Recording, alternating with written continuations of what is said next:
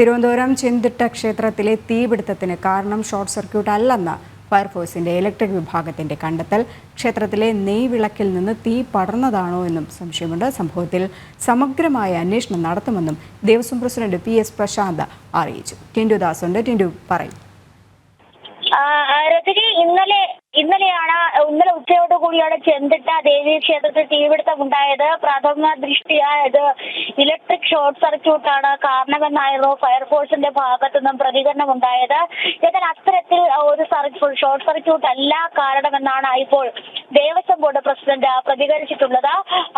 ഈ കളമെഴുത്ത് ഭാഗത്താണ് ഇത്തരത്തിൽ തീപിടുത്തം നടന്നിട്ടുള്ളത്. അപ്പോൾ സമീപത്തുണ്ടായത് നെയ്വിളക്കിൽ നിന്നുമാണോ തീ പടർന്നത് എന്ന് അന്വേഷണം നടത്തും. സമഗ്രമായ അന്വേഷണം നടത്തും. ദേവപ്രശ്നത്തിന് ശേഷം കത്തി നശിച്ച ഭാഗം പുനർനിർമ്മിക്കുമെന്നാണ് ഇപ്പോൾ Devaswom board president PS Prasanth മാധ്യമങ്ങളോട് പ്രതികരിച്ചിട്ടുള്ളത്.